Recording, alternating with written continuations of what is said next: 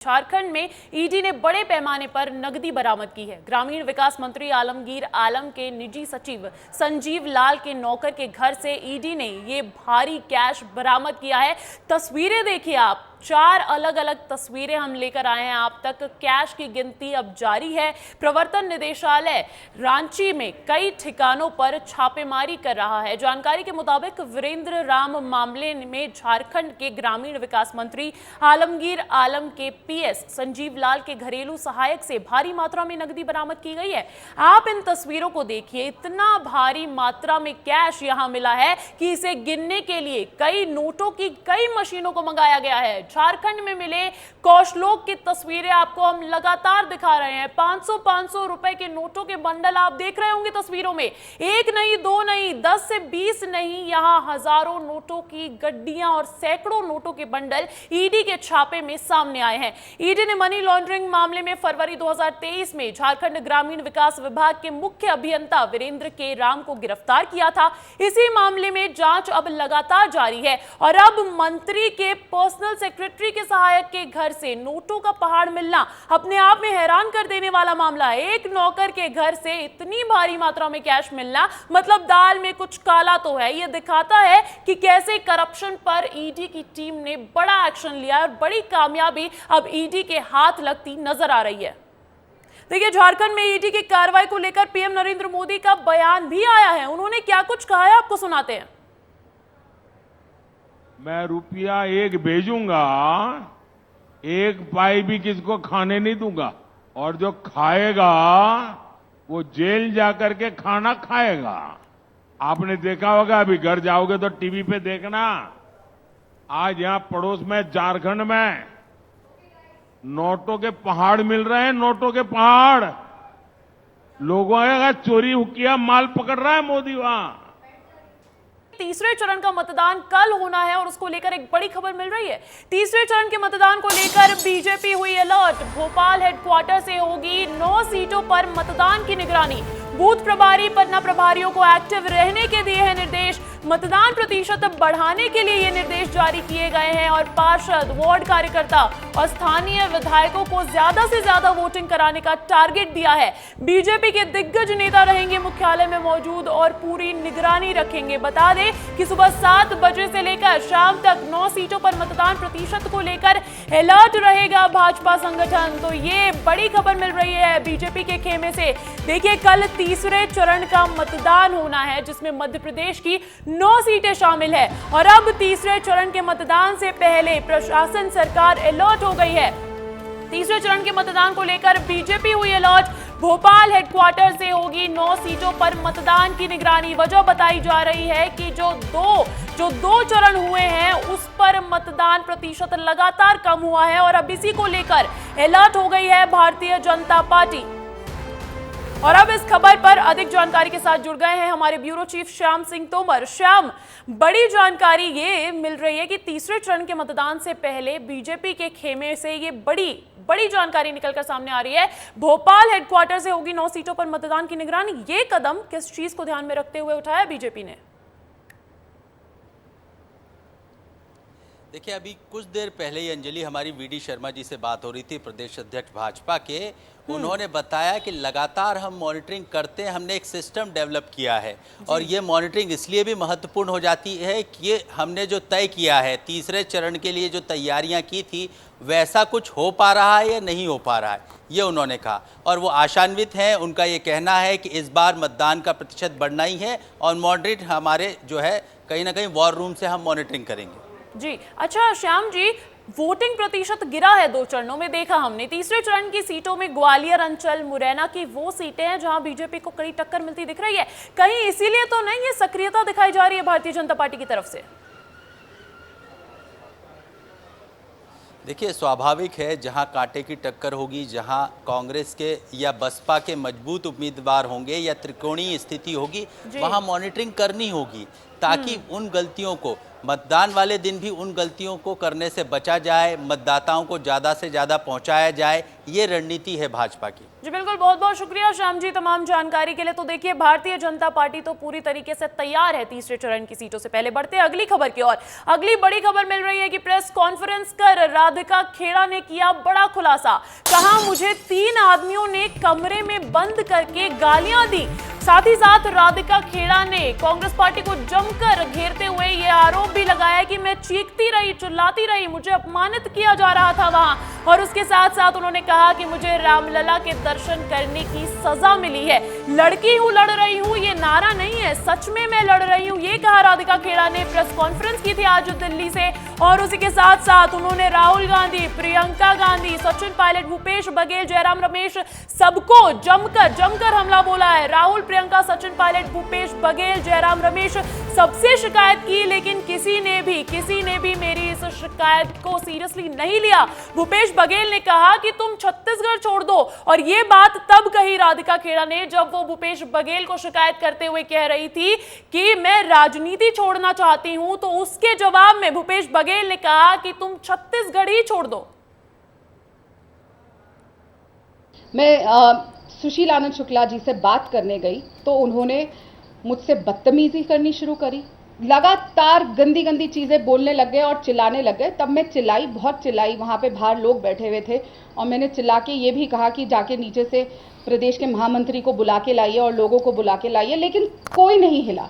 फिर वो जब मैंने अपना फ़ोन बाहर निकाला कि मैं आपको रिकॉर्ड कर रही हूँ, ऐसे हाथ में फ़ोन पकड़ा, तो सुशील आनंद शुक्ला ने इशारा किया और उस कमरे में 2 और लोग थे, 2 और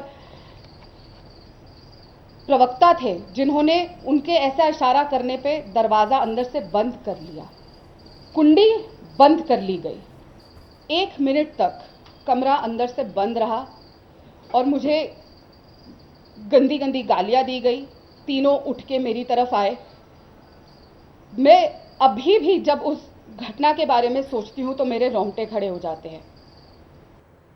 तो देखिए, कभी पार्टी का बचाव करने वाली राधिका, कांग्रेस मेरे डीएनए में है, ये कहने वाली राधिका खेड़ा आज कांग्रेस पर जमकर बरसी।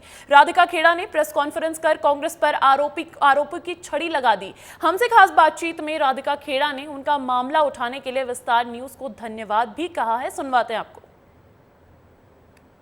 बतौर महिला आपका कांग्रेस में उत्पीड़न होता रहा है, इस्तीफा जो आपने दिया, इसमें मेजर कॉजेज क्या थे? देखिए, पहले तो विस्तार न्यूज़ का बहुत बहुत धन्यवाद, जिस तरीके से उन्होंने मेरी बात लगातार छत्तीसगढ़ में उठाई है और लोगों तक पहुंचाने का काम किया है। जब मेरी पार्टी मेरे साथ नहीं खड़ी हुई तो छत्तीसगढ़ की मीडिया आगे आके खड़े होके लोगों को सच पहुंचाने का काम करी। कई प्रेशर हर मीडिया चैनल पर वहाँ भूपेश बघेल जी ने लगाया, सचिन पायलट जी ने लगाया कि उल्टी कहानी चलाई जाए, लेकिन फिर भी विस्तार न्यूज़ से लेकर और कुछ चैनल लगातार सत्य दिखाते रहे, उसका बहुत बहुत धन्यवाद।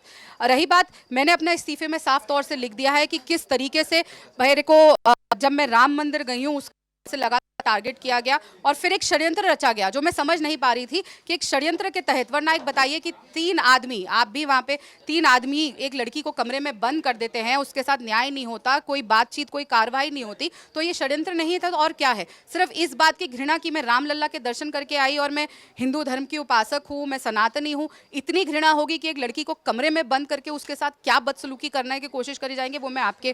प्रियंका गांधी खुद एक महिला है, राहुल गांधी भी जस्टिस की बात करते हैं, आपने इनसे गुहार लगाई, इनकी क्या प्रतिक्रिया रही? राहुल गांधी जी, प्रियंका गांधी जी, मल्लिकार्जुन खड़गे जी, जयराम रमेश जी, सचिन पायलट जी और दीपक बैज जी, भूपेश बघेल जी, वो इंसान ही नहीं है। जब इतनी बड़ी घटना उनके प्रदेश में हो रही है, उनके मुख्यालय में हो रही है और वो चुप्पी साधे हुए, और दीपक बैज को ये चिंता है कि मैं शराब पीती हूँ कि नहीं, दीपक बैज को कार्रवाई नहीं करनी, प्रियंका गांधी जी को मैं तकलीफ लिख लिख के बयान कर रही हूँ सोशल मीडिया से लेके, वो कह नहीं सकते कि सोशल मीडिया में उन्होंने देखा, हर चैनल ने वो चलाया, वो मुझे फॉलो करती है, तब भी अगर वो मेरी बात नहीं सुनी और मेरे न्याय की गुहार नहीं सुनी तो पता नहीं किसके न्याय की बात करिए। ऐसे न्याय देंगे वो देश को जो अपने घर की लड़की के साथ न्याय नहीं कर सके, उसकी सुरक्षा नहीं कर सके, वो देश चलाएंगे। एक आखिरी सवाल, क्या आप भारतीय जनता पार्टी में शामिल होंगे? देखिए, लगातार मुझे तो समझ नहीं आ रहा आप लोग क्यों कांग्रेस पार्टी का एजेंडा चलाने की कोशिश कर रहे हैं। एक लड़की अगर न्याय मांग रही है तो वो भारतीय जनता पार्टी की एजेंट है, एक लड़की अगर मंदिर जा रही है तो भारतीय जनता पार्टी की एजेंट है। मैं अगर मंदिर होके आती थी, मैं बोलती थी राम मंदिर बन रहा है, बहुत अच्छी बात है, तो इनके बड़े बड़े नेता मुझे कहते थे तुम तो कांग्रेस भारतीय जनता पार्टी क्यों। मैं ऑरेंज रंग के कपड़े पहन लूं तो मुझे कांग्रेस ऑफिस में बोल दिया जाता था कि तुम तो भारतीय जनता पार्टी ज्वाइन कर रही हो। मेरा ऑरेंज रंग का बैग न्याय यात्रा में था तो सचिन पायलट और बड़े बड़े नेताओं ने मुझे कहा अरे तुम तो भारतीय जनता पार्टी में जा रही हो। रंग से नफरत, धर्म से नफरत, राम लल्ला से नफरत और बेटियों से नफरत, बहुत शर्म की बात है। Thank you. तो ये थी राधिका खेड़ा, जिन्होंने आज प्रेस कॉन्फ्रेंस कर करके जो इस्तीफा उन्होंने दिया है कांग्रेस से, उसके ऊपर उन्होंने अपनी सफाई दी और उनका ये कहना है कि जिस तरह से उनका कांग्रेस में उत्पीड़न किया गया है वो उसको लेकर के उन्होंने अपनी आवाज़ उठाई थी। और कांग्रेस के जितने शीर्षस्थ नेता हैं, राहुल गांधी और प्रियंका गांधी से लेकर के पार्टी के जितने भी प्रभारी हैं, उनसे उन्होंने बात कही, सचिन पायलट से कही, मल्लिकार्जुन खड़गे से, लेकिन उनके बारे में किसी ने नहीं सुना। वहीं बीजेपी में शामिल होने की बातों पर उन्होंने अभी कोई जवाब नहीं दिया। उनका कहना है कि इस बारे में जो उनके ऊपर बातें कही जा रही है, जबकि उन्हें न्याय की बात की जानी चाहिए, न कि किस पॉलिटिकल पार्टी में शामिल होने वाली हैं। कैमरा पर्सन रेहान खान के साथ मैं अमृत तिवारी, विस्तार न्यूज़, दिल्ली। तो देखिए, राधिका खेड़ा ने आज प्रेस कॉन्फ्रेंस कर कांग्रेस पर कई गंभीर आरोप लगाए। राधिका खेड़ा की कहानी सुनी आपने, राधिका की ही जुबानी, तो वहीं अब इस पर सियासत तेज हो गई है। तो बीजेपी भी अब इस मसले पर कांग्रेस को घेर रही है। राजस्व मंत्री टंकराम वर्मा का कहना है कि कांग्रेस पार्टी हमेशा से नारियों का अपमान करती आई है और जो भी राधिका खेड़ा के साथ हुआ है बहुत गलत हुआ है। विस्तार न्यूज से खास बातचीत में मंत्री टंकराम ने क्या कुछ कहा है वो हम आपको सुनवाते हैं।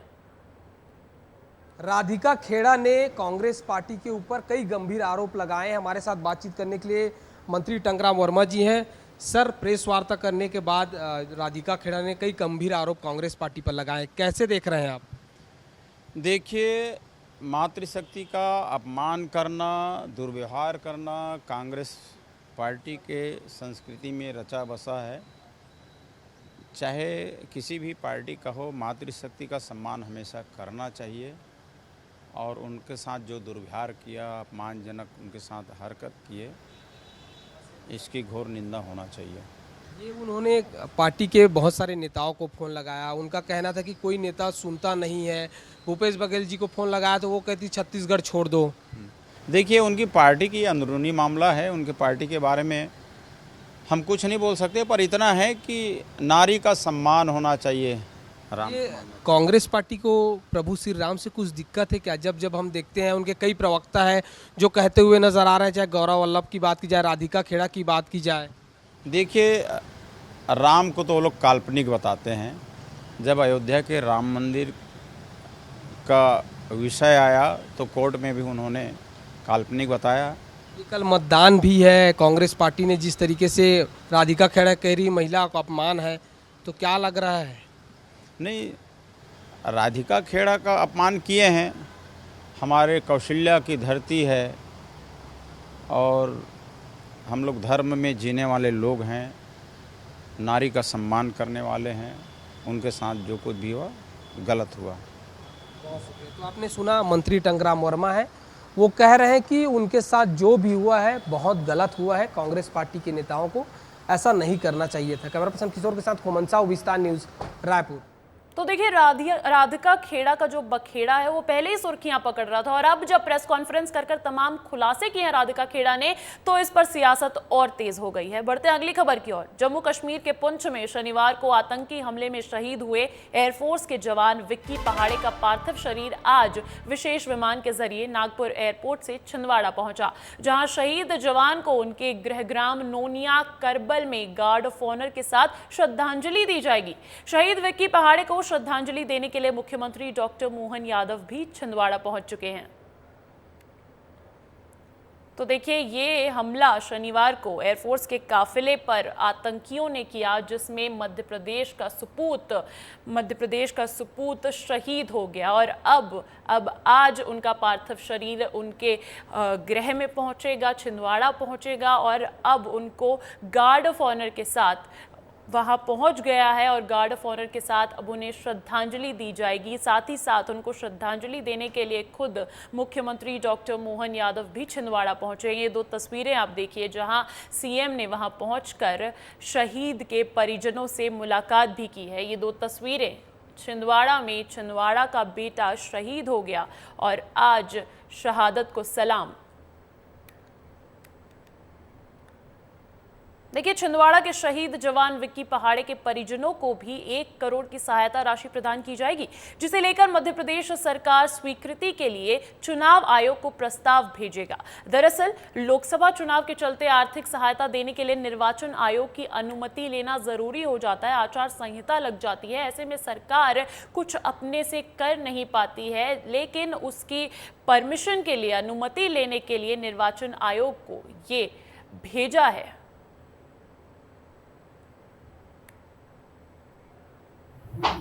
मेरे सामने कुछ विषय रखे गए हैं कि आज सरकार द्वारा चुनाव आचार संहिता लागू है, इसलिए हम एक चिट्ठी भेज रहे हैं कि 1 करोड़ रुपए की हमारी जो परंपरा है, हम उसके लिए चुनाव आयोग से वो परमिशन लेकर के उसकी मदद पहुंचाएंगे। यद्यपि एयरफोर्स से और बाकी सिस्टम से उसका अपना एक जो भी मिलेगा।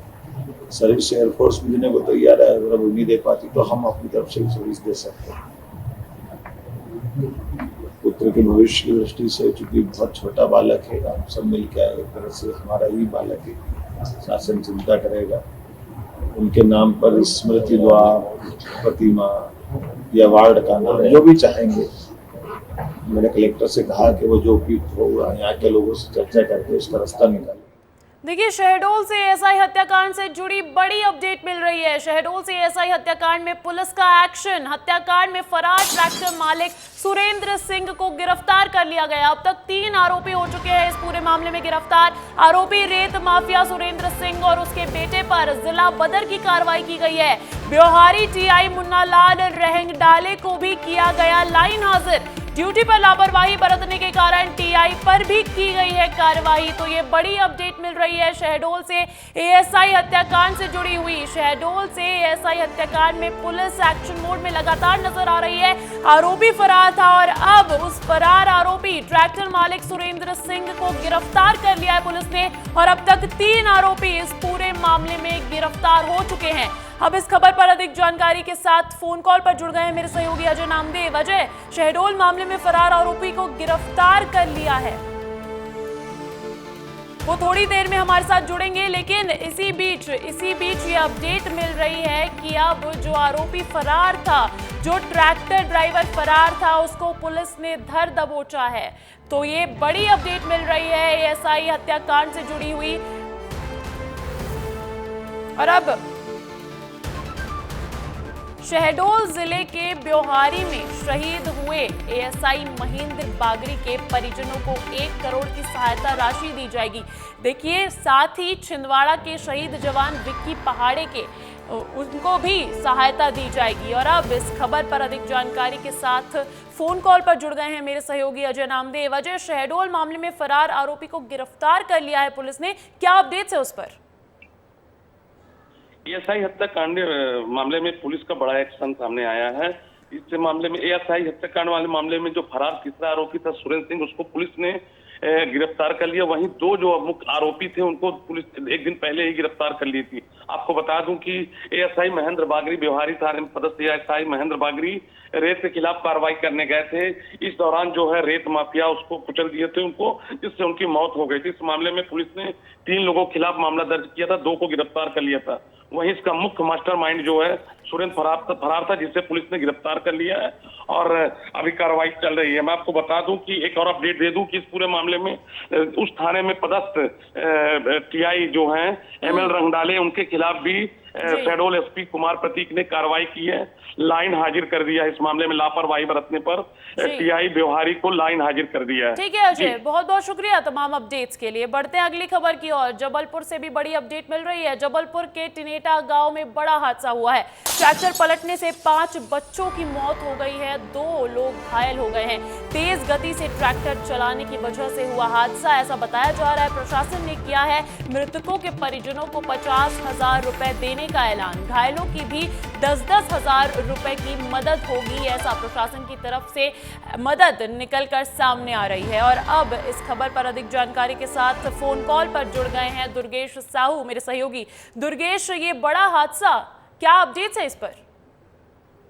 तो अंजलि देखिए, बड़ा हादसा है और ये जबलपुर से तकरीबन 40 किलोमीटर दूर नकटिया करके एक जगह है, जहां पर ढलान पर तेज रफ्तार ट्रैक्टर ट्राली जो है वो पलट गई, जिसकी वजह से 8 लोग इसकी चपेट में आ गए, जिसमें 5 बच्चों की मौत हो गई है और 2 लोग घायल हुए हैं, जिनका मेडिकल अस्पताल में इलाज चल रहा है। अब इस पूरे मामले को लेकर जो है प्रशासन भी अलर्ट हो गया है। प्रशासन ने मुआवजे का ऐलान कर दिया है, तो वहीं प्रशासन के अधिकारी भी लगातार इस मामले पर संपर्क बनाए हुए हैं। पुलिस भी जांच पड़ताल में जुट गई है। लेकिन बड़ा हादसा है, क्योंकि ट्रैक्टर ट्राली में जिस तरीके से ग्रामीण इलाकों में खासकर लोग लापरवाही बरतते हैं और ट्रैक्टर ट्रॉली में बैठकर सवारी करते हैं, ये कहीं ना कहीं उसी लापरवाही का नतीजा है जो आज ये घटना हुई, जिसमें 5 बच्चों ने जान गंवा दी।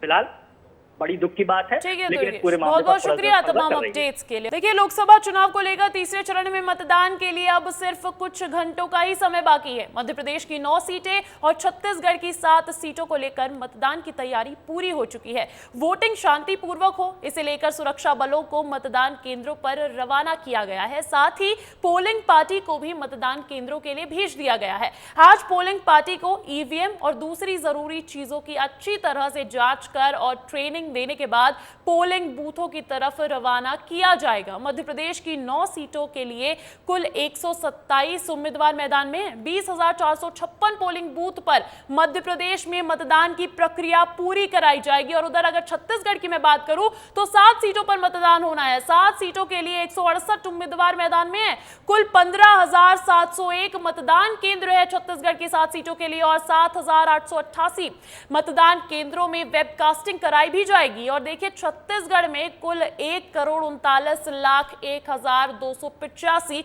उम्मीदवार है। तो तीसरे चरण के मतदान से पहले तमाम तैयारियां पूरी कर ली गई है। अगली खबर ग्वालियर से। ग्वालियर चंबल अंचल में तीसरे चरण के मतदान को लेकर काउंटडाउन शुरू हो गया है।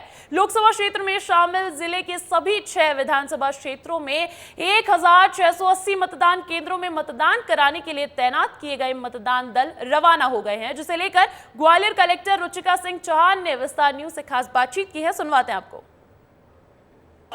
ग्वालियर चंबल अंचल में तीसरे मतदान के लिए काउंटडाउन शुरू हो गया। आप देख सकते हैं कि यहाँ पर जो मतदान दल है वह मतदान केंद्रों के लिए रवाना हो रहे हैं और खुद ग्वालियर कलेक्टर रुचिका सिंह चौहान इस वक्त हमारे साथ मौजूद हैं। मैम, किस तरह की तैयारियां आज मतदान? देखिए, सभी जगह हमारी तैयारी पूरी है और आज यहाँ से 1680 मतदान दल रवाना हो रहे हैं। दोपहर तक अपने अपने बूथ्स पर पहुंचेंगे और जैसा कि आप सब देख रहे हैं, डिस्ट्रीब्यूशन अच्छा टाइमली चल रहा है। ईवीएम्स अब आना शुरू हो गई हैं और लोग उसको सामान को चेक करके अपना निकल रहे हैं। गर्मी है, इसको लेकर विशेष इंतजाम आपने किए हैं, किस तरह का इंतजाम रहेंगे? ये पर्याप्त मात्रा में कूलर्स रखे हैं और मिस्ट फॉगिंग हम लोग करवा रहे हैं ताकि कंफर्टेबल रहे। 1-2 बेडेड आईसीयू भी हम लोगों ने यहाँ पे टेम्प्रेरी क्रिएट किया है एमएलबी कॉलेज में, कि यदि कोई इमरजेंसी हो तो उसके लिए। और सभी जो हमारे पोलिंग पार्टीज़ हैं उन लोगों को निःशुल्क यहाँ पर सांची की छाछ हम लोग ने उपलब्ध कराई है और साथ में ही पेड कैंटीन है, जिससे पर्याप्त मात्रा में वो लोग अपना ब्रेकफास्ट कर सकते हैं। टोटल कितने मतदान केंद्र हैं मैम? अतिसंवेदनशील कितने हैं, संवेदनशील कितने?